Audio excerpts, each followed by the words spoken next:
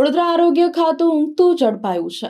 વડોદરા મહાનગરપાલિકાના આરોગ્ય વિભાગ દ્વારા દર વર્ષે કેરી અને રસ વેચનારા વેપારીઓને ત્યાં ચેકિંગ હાથ ધરવામાં આવે છે, જ્યારે આ વખતે આ કામગીરી ન કરાતા શહેરમાં નકલી રસ વેચાઈ રહ્યો હોવાની ચર્ચાએ જોર પકડ્યું છે।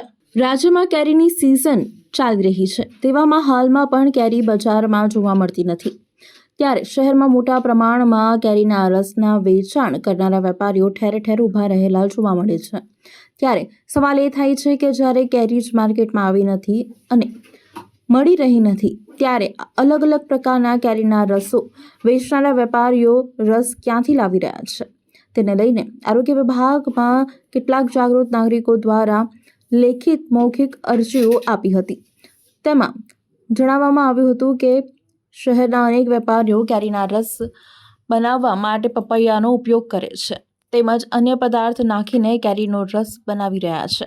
એક તરફ જ્યારે લગ્ન સિઝન ચાલી રહી છે, તેમાં મોટા પ્રમાણમાં કેરીનો રસ પીરસાઈ રહ્યો છે, જે ખાઈને શહેરના નાગરિકો બીમાર પડ્યા હોવાની પણ ચર્ચા છે। કેરી વેચનારાઓને પણ તેને પકાવવા માટે હાનિકારક પદાર્થ વાપરતા હોવાનું પણ પકડાઈ ચૂક્યું છે, પરંતુ આ વખતે વડોદરા મહાનગરપાલિકાના આરોગ્ય વિભાગ દ્વારા કોઈ પણ પ્રકારની કામગીરી ન કરતા અલગ અલગ કોટિંગ ઇન્સ્પેક્ટરો પોતપોતાના વિસ્તારમાં નક્કી કરેલી દુકાનો, રેસ્ટોરન્ટ, બેકરી, ફૂડ પદાર્થ વેચતા વેપારીઓને છાવરતા હોવાનું પણ ચર્ચાય છે। નકલી કેરીનો રસ વેચાઈ રહ્યા હોવાની પણ લોકોમાં કબૂલાત થઈ રહી છે। હવે આ કામગીરી આરોગ્ય વિભાગ ક્યારે હાથ ધરશે તે જોવું રહ્યું।